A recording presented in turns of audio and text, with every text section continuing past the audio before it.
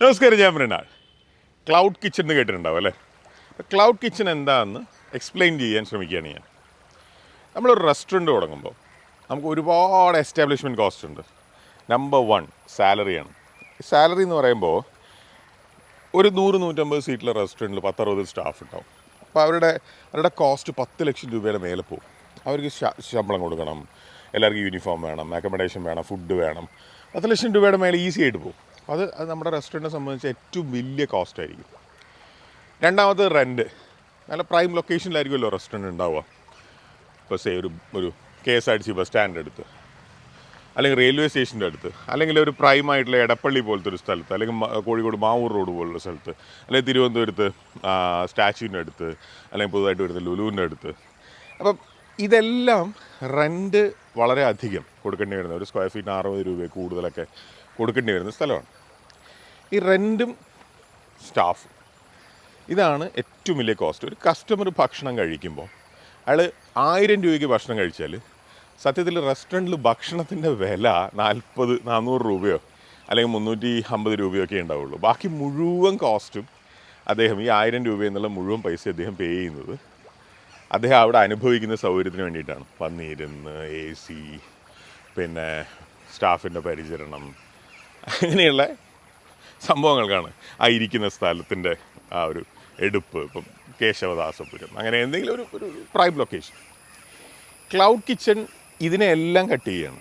ഈ പറയുന്ന അനാവശ്യം, അതായത് ഭക്ഷണമായിട്ട് ബന്ധമില്ലല്ലോ ഈ ചിലവുകൾക്ക്, ഭക്ഷണത്തിൻ്റെ കോസ്റ്റ് വേറെ കിടക്കുന്നുണ്ടല്ലോ, അതെല്ലാം കട്ട് ചെയ്യണം. ഒരു ഉദാഹരണത്തിന്, ഇതിപ്പോൾ ഒരു തൃശ്ശൂരിൽ നിന്നൊരു 8 കിലോമീറ്ററോളം ദൂരമുള്ള ഒരു സ്ഥലമാണ്. തൃശ്ശൂരിലേക്ക് വേണ്ടി ഇവിടെ ഒരു ക്ലൗഡ് കിച്ചൺ തുടങ്ങാം. ഇവിടെ ഇപ്പം സ്വാഭാവികമായിട്ടും സ്ഥലത്തിന് കേരളത്തിൽ എല്ലായിടത്തും നല്ല വിലയുണ്ട്. പക്ഷേ ഇവിടെ എവിടെയെങ്കിലും ഇതിന് ചേർന്നിട്ടൊരു കടമുറി ഉണ്ടെങ്കിൽ ആ കടമുറി വാടകയ്ക്ക് കിട്ടുക 10,000 രൂപയ്ക്കോ അല്ലെങ്കിൽ 15,000 രൂപയ്ക്കോ ഒക്കെ ആയിരിക്കും.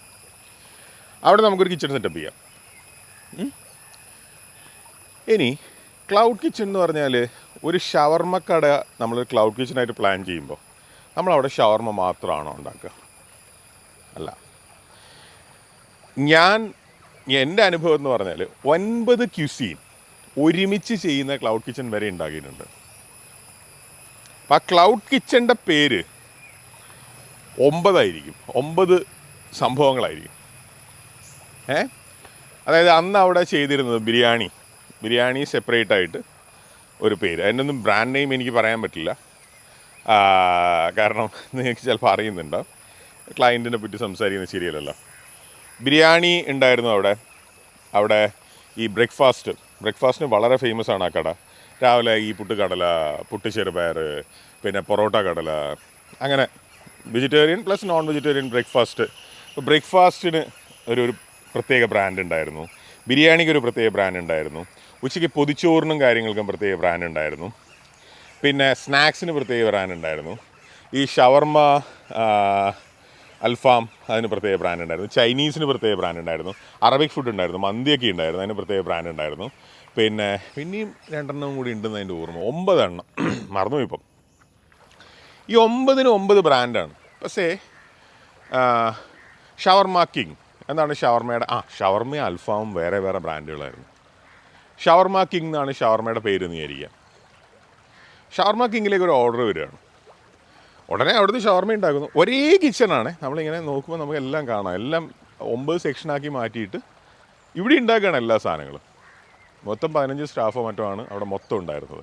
അങ്ങനെ സ്റ്റോറേജ് കിച്ചണിലേക്ക് വരുമ്പോൾ ഫുഡ്, റോ ഫുഡ് അല്ലെങ്കിൽ കുക്ക്ഡ് ഫുഡ് പുറത്തുനിന്ന് വാങ്ങിക്കുന്ന റിസീവ് ചെയ്യുക, സ്റ്റോറേജ്, പിന്നെ അത് കഴിഞ്ഞിട്ട് പ്രിപ്പറേഷൻ കഴിഞ്ഞിട്ട് പിന്നെ സ്റ്റോർ ചെയ്യണമെങ്കിൽ അങ്ങനെ, അത് കഴിഞ്ഞിട്ട് പിന്നെ കുക്കിംഗ്, അത് കഴിഞ്ഞിട്ട് പിന്നെ കുക്ക്ഡ് ഫുഡിൻ്റെ സ്റ്റോറേജ്, പാക്കിങ്, പുറത്തേക്ക് പോകുന്നു. ഇങ്ങനെയാണല്ലോ കിച്ചൺ ഉണ്ടാവുക, ഒരു ക്ലൗഡ് കിച്ചൺ ഉണ്ടാവുക. ഇതിൽ എല്ലാ കാര്യങ്ങളും, കുക്കിംഗ് ഒഴികെ ബാക്കി എല്ലാ കാര്യങ്ങളും കോമൺ ആണ്. നല്ലൊരു സിസ്റ്റം ഉണ്ടായിരുന്നു, നല്ലൊരു കമ്പ്യൂട്ടർ സിസ്റ്റം ഉണ്ടായിരുന്നു. കാരണം ഓരോ കളർ കോഡായിട്ടാണ് ഓരോ കിച്ചൺ ഉള്ളത്. ഈ 9 ബ്രാൻഡുകൾക്ക് 9 കളർ കോഡായിരുന്നു. അപ്പോൾ പച്ച കളറ് ചിലപ്പോൾ ഷവർമയായിരിക്കും, ചുവന്ന കളറ് ചിലപ്പോൾ മന്തി ആയിരിക്കും, അങ്ങനെ. അപ്പം ആ കളർ കോഡിൽ സ്ക്രീനിൽ കാണുന്നതിനനുസരിച്ച് നമുക്കറിയാം ഇതാണ് പെട്ടെന്ന് പരിചയം വരും. 9 എണ്ണം ഒരു കിച്ചണിൽ വർക്ക് ചെയ്യുമ്പോൾ ഗുണം എന്താണെന്ന് വെച്ച് കഴിഞ്ഞാൽ നമ്മൾ ഒരു റെൻറ്റേ കൊടുക്കുന്നുള്ളൂ ഈ 9 ബ്രാൻഡിനും കൂടെ.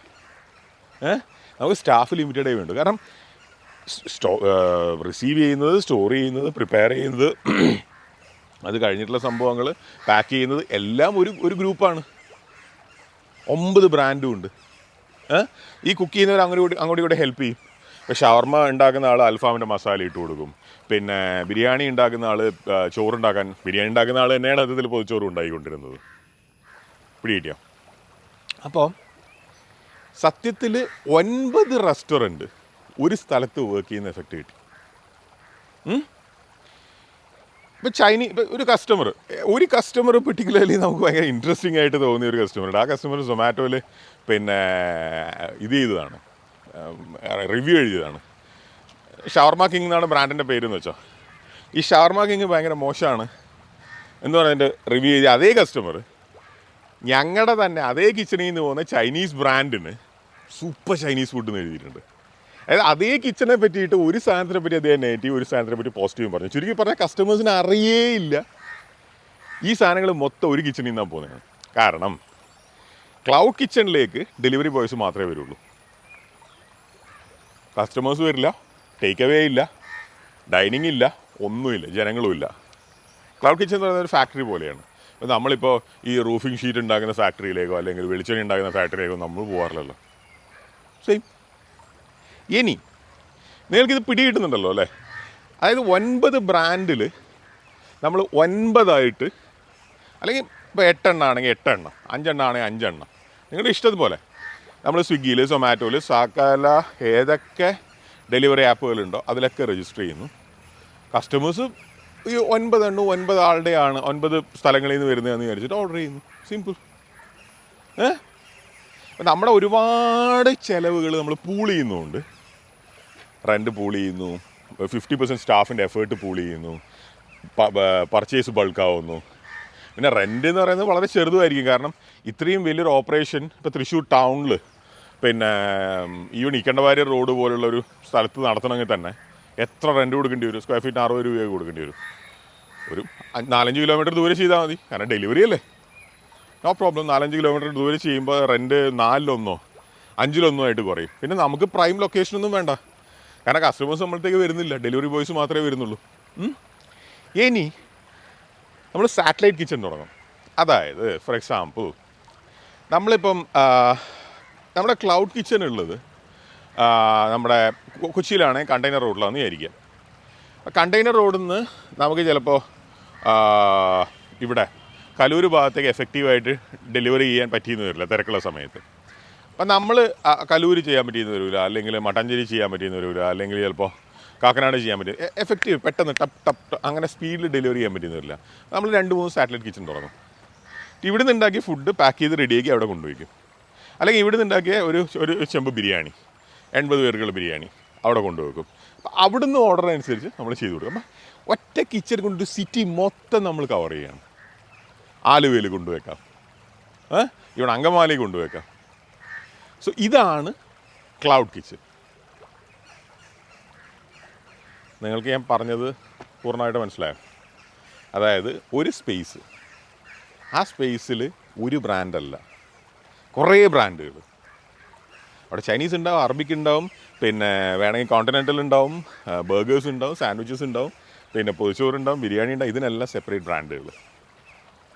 കസ്റ്റമേഴ്സ് വിചാരിക്കുന്ന എല്ലാം വേറെ വേറെ ബ്രാൻഡുകളാണ്. പക്ഷേ നമ്മൾ നമ്മുടെ എല്ലാ ചിലവുകളും പൂൾ ചെയ്യും. അതായത് നമ്മൾ മീഡിയം കോസ്റ്റിൽ, നല്ല ക്വാളിറ്റിയിൽ, നല്ല പാക്കേജിങ്ങിൽ എല്ലാ ബ്രാൻഡുകളും അഡ്വർടൈസ് ചെയ്ത് ചെയ്യുന്നു. സിറ്റി വലിയതാണെങ്കിൽ നമ്മൾ സാറ്റലൈറ്റ് കിച്ചണിൽ തുടങ്ങുന്നു. എന്നിട്ട് ഇവിടെ നിന്ന് ഉണ്ടാക്കുന്ന ഭക്ഷണം പൊതിഞ്ഞിട്ടോ അല്ലാതെ ബൾക്കായിട്ടോ അവിടെയും കൊണ്ടുവച്ചിട്ട് അവിടെ നിന്ന് നമ്മൾ സെയിൽ നടത്തുന്നു. സോ സിറ്റി മുഴുവൻ ഒരു കിച്ചൺ കൊണ്ട് നമ്മൾ മൊത്തം കവർ ചെയ്യും. പക്ഷേ ഡെലിവറി മാത്രം. Thank you.